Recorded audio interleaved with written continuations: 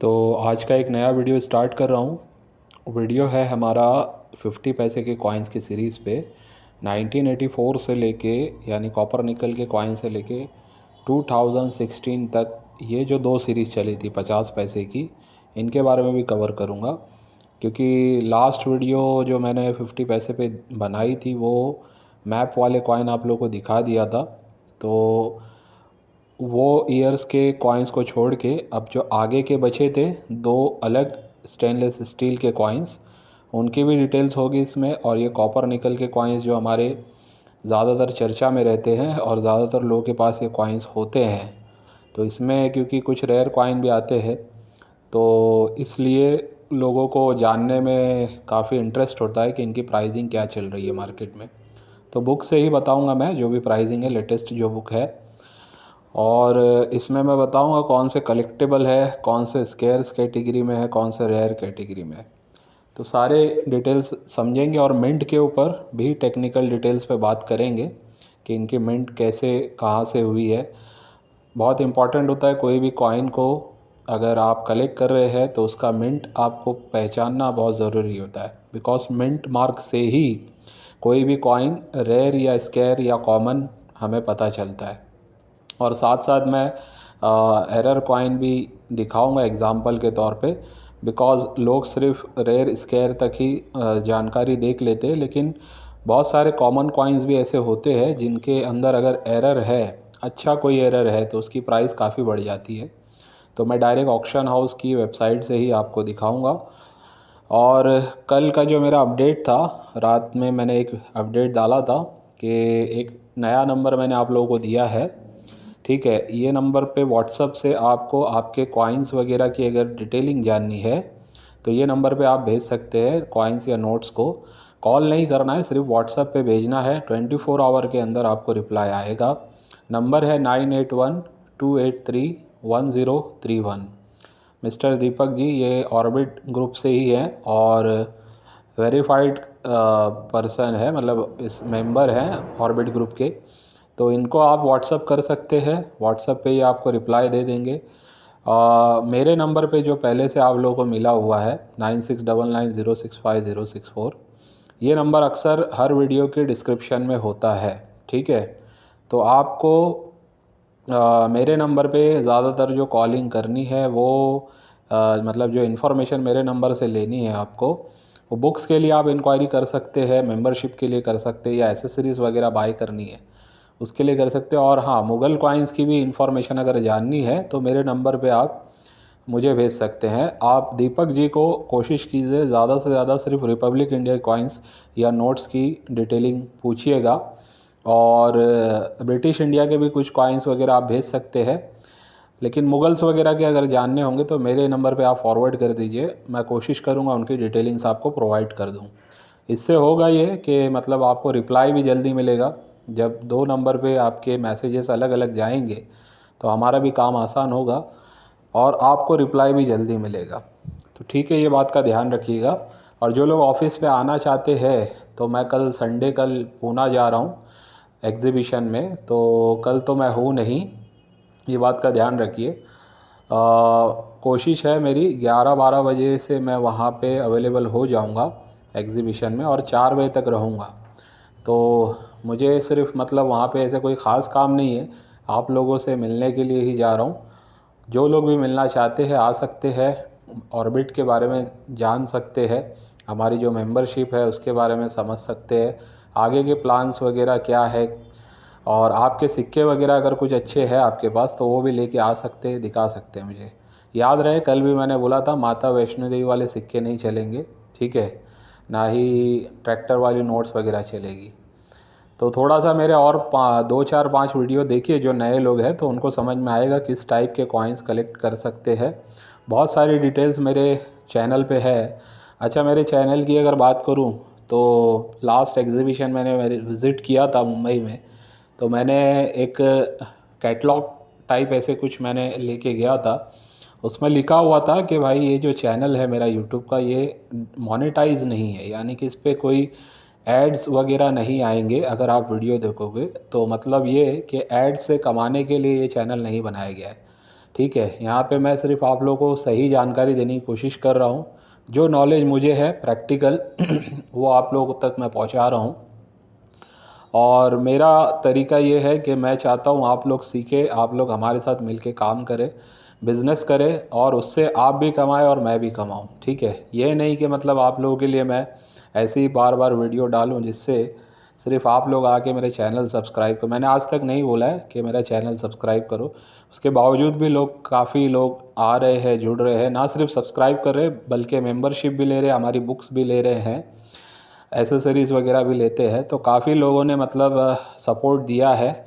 अगर आप देखना चाहें तो अभी ये मेरा डैशबोर्ड है, आप देख ही रहे हैं 3400 के ऊपर अभी सब्सक्राइबर हैं।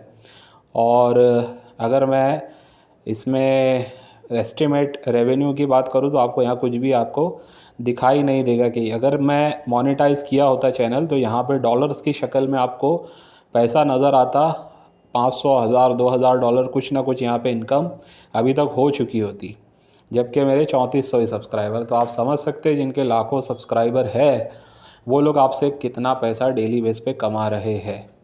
तो बहरहाल सबका अपना अपना काम करने का तरीका है। तो कोशिश ये करिएगा जब भी आप वहाँ पे आएंगे तो अच्छी कॉइन्स का कलेक्शन होगा तो लेके आइएगा। और ये है टाइमिंग समझ लो मेरा 4 बजे या 4:30, उससे ज़्यादा मैं नहीं रुकूंगा। उसके बाद मैं वहाँ से चला जाऊंगा क्योंकि मेरा एक दूसरा काम है, फिर वो करके फिर रिटर्न मैं रात में ही वापस से मेरे शहर मतलब भिवंडी में आ जाऊंगा। और मंडे अगर किसी को मिलना होगा तो वो आ सकता है मॉर्निंग में 8 बजे से 9 बजे से, सॉरी 8 जल्दी हो जाता है, कुछ काम रहते हैं, मैं खोलता हूँ ऑफिस, तो अगर आप 8 बजे आ जाते हो तो वो काम नहीं हो पाते। तो 9 बजे से 12 या 1 बजे के बीच में आप आके मिल सकते हैं, लेकिन अपॉइंटमेंट के साथ आएंगे तो बेहतर है। इन केस मैं नहीं रहा, कभी कभी कुरियर करने में मुझे जाना पड़ता है मॉर्निंग में, तो इन केस मैं नहीं रहा तो आपको दिक्कत हो सकती है। ठीक है। तो ये कुछ बातें थी। अब आते हैं डायरेक्ट अपने मेन टॉपिक पे जो है कॉइन्स के ऊपर। तो ये कॉइन्स में जो सबसे पहले हम देखने जा रहे हैं इनकी टेक्निकल स्पेसिफिकेशंस को समझ लेते हैं। जो कॉपर निकल के कॉइन है 1984 से जो बने थे और 1990 तक, 1984 से 1990 तक ये कॉइन्स बने थे। और इनका जो मेटल था वो था कॉपर निकल। वेट की बात करें तो लगभग 5.10 ग्राम के करीब वेट था और डायमीटर 24 mm। थिकनेस जो थी इसकी वो थी 1.5 mm की मिलीमीटर। और शेप जो है वो राउंड था। और इसका अगर एज की बात करें तो माइल्ड एज होता है, यानी आप जिसको रेडिट एज भी बोल सकते हैं। ठीक है। तो ये इसकी टेक्निकल स्पेसिफिकेशन है। और ये जो हाथ के जो मुट्ठी वाले सिंबल वाले जो कॉइन्स थे इनकी अगर बात करें तो ये ईयर है इनका 2008 से 2010, यानी ये 3 साल तक छपे, 2008, 2009, 2010। ठीक है।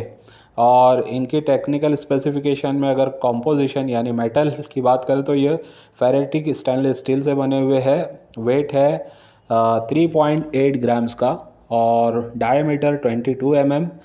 थिकनेस है 1.62 mm और शेप इसका भी राउंड है। एज भी माइल्ड मिलेगी आपको। वैसे ही 2011 से 2016 तक इस टाइप के 50 पैसे बने हैं जिसमें फ्लोरल डिज़ाइन था। ठीक है। स्टेनलेस स्टील से ही ये भी बने हैं, फेरेटिक स्टेनलेस स्टील। वेट की बात करें तो 2.9 gram, diameter 19 mm, thickness 1.5 mm। Shape इनका भी राउंड ही था, यानी गोल ही थे ये भी। और टेक्निकल इसकी एज जो थी वो माइल्ड ही थी। ठीक है। तो ये इनके टेक्निकल स्पेसिफिकेशन है। इसको जानना इसलिए ज़रूरी होता है टेक्निकल स्पेसिफिकेशन को, इन केस आपके हाथ में कोई सिक्का रेयर वाला लग गया और आपको या कोई बेच रहा है तो आप टेक्निकल स्पेसिफिकेशन से जान सकते हैं कि वो सिक्का ओरिजिनल है या नहीं। यानी आप उसका वेट चेक कर सकते हैं, उसका डायमीटर चेक कर सकते हैं, उसका थिकनेस चेक कर सकते हैं।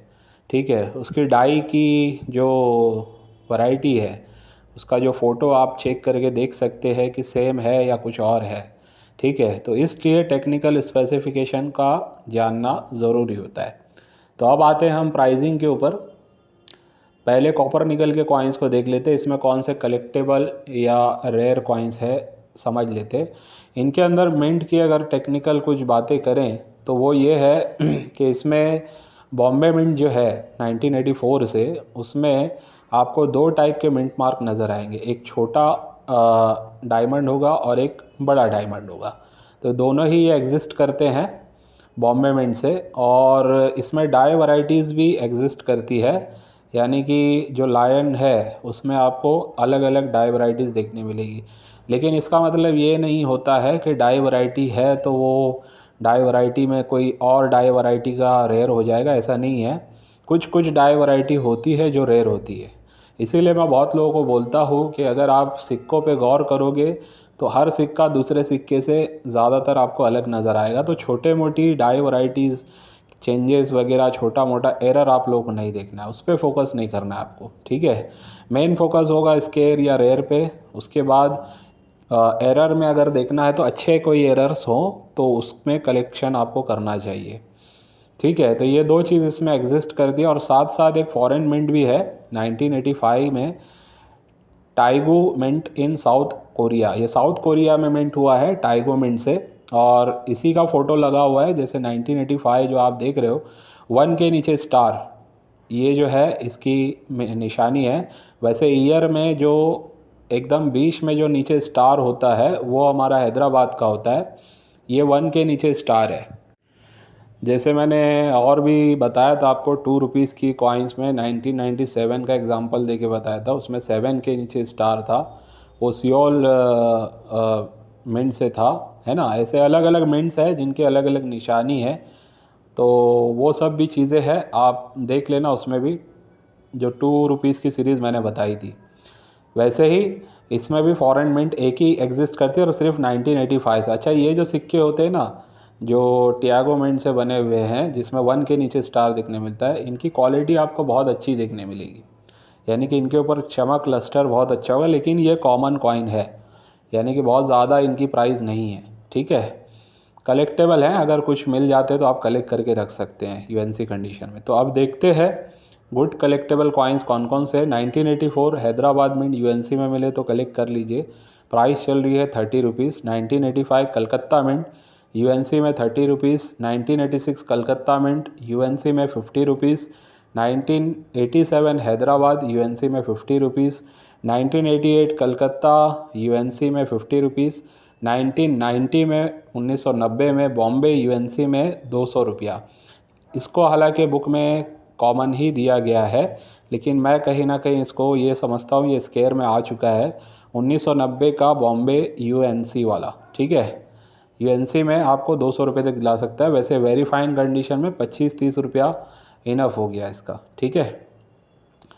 अब इसमें जो रेयर कॉइन है वो है 1986 का बॉम्बे मिंट से, जिसकी प्राइसिंग की बात करें तो 3000 से 8000 रुपये तक इसकी प्राइसिंग जाती है, वेरी फाइन कंडीशन से यूएनसी कंडीशन तक। फाइन कंडीशन में ये 1500 से 2000 के बीच में दिला सकता है, हो सकता है 1000 रुपये भी कहीं पे आपको मिल जाए, लेकिन यही रेंज होगा 1000 से 2000। लेकिन वेरी फाइन कंडीशन में 3000 से प्राइस की स्टार्ट हो रही है, 8000 तक जा रही है। वैसे ही 1988 जो सबसे इसमें इस सीरीज़ का सबसे रेयर कॉइन माना जाता है 1988 नोएडा मिंट, ईयर के नीचे, जस्ट नीचे ईयर के नीचे डॉट मार्क होगा। बिकॉज़ होता ये है कि इसकी जो फ्लोरल डिज़ाइन है, काफ़ी लोग कंफ्यूज हो जाते, वो ये वाले डॉट को देख लेते हैं और उन्हें लगता है कि ये शायद वही डॉट वाला है जो हमें चाहिए। कलकत्ता मिंट में क्या होता है कि ईयर के नीचे डॉट नहीं होता है, तो वो विदाउट डॉट जो रहता है कलकत्ता के मिंट वाला, तो विदाउट मार्क वाला जो रहता है उसके बाद वहाँ नज़र नहीं जाती है, डायरेक्ट नज़र इस पे जाती है, इस डॉट पे बड़े से। तो लेकिन वो नहीं है, नोएडा का डॉट जो होगा एग्जैक्ट ईयर के नीचे ही होगा, ठीक है। ये फ्लोरल डिज़ाइन का डॉट है, ये बात का ध्यान रखना है आपको। तो अगर वो वाला कॉइन मिल जाता है तो उसकी प्राइसिंग वेरी फाइन में 8000 से जा रही है, यूएनसी में 15000 तक। ये लेटेस्ट प्राइस है जिसमें इसका प्राइस बढ़ गया है, जबकि ये कॉइन पिछले ईयर तक मेरे ख्याल से 10 या 12,000 की प्राइसिंग पे था यूएनसी कंडीशन में। अब ये 15,000 तक जा चुका है। फाइन कंडीशन में भी अगर मिलता है ये आपको तो 3,000-4,000 फिर भी दिला सकता है अभी की प्राइसिंग के हिसाब से, ठीक है। वैसे ही 1989 में हैदराबाद मिंट से जो कॉइन है, यानी ईयर के नीचे स्टार मार्क, प्राइसिंग की बात करें तो 500 रुपये से 3000 रुपये तक इसकी जा रही है यूएनसी कंडीशन में। ये एक स्केयर कैटेगरी का कॉइन है। वैसे ही 1990 का कलकत्ता मिंट वाला 500 से 1500 रुपये, ये भी एक स्केयर कैटेगरी का कॉइन है। यानी इसमें दो स्केयर कैटेगरी के कॉइन्स है अकॉर्डिंग टू बुक, और दो रेयर कैटेगरी के कॉइन्स है। और मैंने एक कॉइन को स्केयर में ही बोला है, वो है 1990 का बॉम्बे मिंट का। ठीक है, तो ये सारे कुछ ऐसे कॉइन्स हैं जिनको हम अगर कलेक्ट करते हैं, अगर हमें रेयर कॉइन नहीं मिल रहे तो कम से कम कलेक्टेबल कॉइन्स या स्केयर कॉइन्स को हमें कलेक्ट करना चाहिए या ख़रीदना चाहिए, क्योंकि इनकी प्राइस थोड़ी कम होती है। लेकिन यही कॉइन्स होते हैं जो आगे चल के स्केयर या रेयर कैटेगरी में जाने से इनमें कुछ कुछ कॉइन्स की प्राइस 10-10 20-20 गुना भी बढ़ जाती है। तो इसीलिए मैं जो है पोर्टफोलियो का जो ऑप्शन दे रहा हूँ, जो लोग कलेक्शन नहीं कर सकते एटलीस्ट वो पोर्टफोलियो के ज़रिए अपना कॉइन्स का एक सही कलेक्शन बना के रख सकते हैं। आने वाले 4-5 साल में उसका बहुत अच्छा उनको बेनिफिट हो सकता है। 2 साल की सिक्योरिटी के साथ हम वो चीज़ दे रहे हैं, मनी बैक गारंटी बोल सकते हो आप जिसको। शर्त सिर्फ ये होगी कि आपने जो चीज़ बाई की है, जिस कंडीशन में बाई की है, एज़ इट इज़ अगर आप 2 साल के बाद हमें वापस भी करोगे तो आपको वो पैसा जो आपने लगाया था वो भी मिलेगा, उसके ऊपर कुछ ना कुछ अमाउंट आपको बढ़ा के दे ही दिया जाएगा। तो इसलिए क्योंकि हमें पता है कि स्केयर कैटेगरी के जो कॉइन्स हम आपको देंगे उनकी 2 साल में इजीली प्राइस अच्छी खासी बढ़ जाएगी, बस और कोई वजह नहीं है। ठीक है, और जो लोग वैसे कलेक्शन करते हैं मार्केट से, जिनका मतलब कहीं ना कहीं कांटेक्ट होता है कोई शॉप से या कोई किसी भी मतलब कोई मेडिकल होटल से, इस तरीके से जहाँ पे रेगुलर बेस पे चिल्लर का काफ़ी होता है मतलब कलेक्शन, वहाँ से अगर आप लोग कलेक्ट करते हैं तो आप लोगों को ये चीज़ों का ध्यान रखना है कि इनमें इस सीरीज़ में जो है ये कलेक्टेबल कॉइन्स है। हो सकता है वहाँ पे इस टाइप के भी कॉइन्स आपको देखने मिल जाए। अच्छा, ये कॉइन्स तो बंद हो चुके हैं, मतलब 2016 के बाद से कोई भी कॉइन प्रिंट नहीं हुआ है, मिंट नहीं हुआ है। लेकिन बहुत लोगों के पास अभी भी इस टाइप के कॉइन रखे हुए हैं, तो उनके पास से आप चेक कर सकते हो सकता है आपको अच्छे कॉइन्स मिल जाए, रेयर कॉइन भी मिल जाए। ठीक है, तो अब आते हैं वो स्टील के दो कॉइन्स के ऊपर जो लास्ट वीडियो मैंने नहीं बताया था, लेकिन इस वीडियो मैंने सोचा इनको कवर कर लूँ। वैसे इनके अंदर आपको कोई भी स्केयर या रेयर कैटेगरी का कॉइन नहीं मिलेगा। ठीक है, फिर भी मैं चाहता था कि इसमें से आपको दिखाई दूं कि कौन सा कोई कॉइन कलेक्टेबल है, तो वो भी समझ लीजिए। तो इनमें जो कलेक्टेबल कॉइन है, जो मुट्ठी वाला जो कॉइन है, ठीक है, उसमें एक है जो है 2008 का हैदराबाद मिंट का, यूएनसी में प्राइस बुक में दी हुई है 25 रुपया। वैसे ही जो फ्लोरल डिज़ाइन का है वो 2011 का बॉम्बे मिंट मुंबई मिंट का, यूएनसी में प्राइस है 15 रुपया। ठीक है, अच्छा एक चीज़ का ध्यान रखना है, इनको अगर आपको कलेक्ट करना है तो हमेशा ध्यान रखिए जो इस टाइप के कॉमन सिक्के होते हैं या जिनकी प्राइस बहुत कम होती है, 15 20 25 30 रुपया, है ना, इस टाइप के जो कॉइन्स होते हैं ना, उनको एटलीस्ट यूएनसी कंडीशन में ही आपको कलेक्ट करना चाहिए अगर आप ख़रीद रहे हैं तो। ठीक है, वैसे अगर आपको मार्केट से मिल रहे हैं तो आप अपने हिसाब से देख के उसको चेक करके ले सकते हैं अच्छी कंडीशन में। लेकिन अगर आप ख़रीद रहे हैं, और मैं रिकमेंड करूँगा कि इस टाइप के कॉइन को ख़रीद के रखना ही बेहतर होता है, ना कि यूज्ड कंडीशन में, मतलब कलेक्ट करने के बजाय आप इसको ख़रीद लेंगे तो क्योंकि प्राइस भी कम होती है, प्राइस कम होने की वजह से आप क्वांटिटी में ले सकते हैं, 100 कॉइन 500 कॉइन 200 कॉइन जिसकी जैसी कैपेसिटी हो, तो उस हिसाब से लोग कलेक्शन अपना करके रख सकते हैं। ठीक है, तो ये दो कॉइन इसमें थे जो कलेक्टेबल हो सकते हैं, आपको मिलेंगे तो इनको ज़रूर कलेक्ट कीजिए। और जो अपडेट है हमारी फिर से रिपीट कर देता हूँ, लास्ट में फिर से देख लीजिए, जो लोग वीडियो स्किप कर देते हैं उनके लिए फिर से बता रहा हूँ, ये नंबर है मेरे, कांटेक्ट आपको इस पे करना है। फ़िलहाल जो भी लोग कॉइन्स की डिटेल्स जानना चाहते हैं, अपने नोट्स की डिटेल जानना चाहते हैं, आपको ये नंबर पे व्हाट्सअप करना है 9812831031 पे। और जो लोग ऑर्बिट से मेंबर बनना चाहते हैं या बुक ख़रीदना चाहते हैं या एसेसरीज़ लेना चाहते हैं, वो लोग मेरे नंबर पे कांटेक्ट करेंगे जो है 9699065064।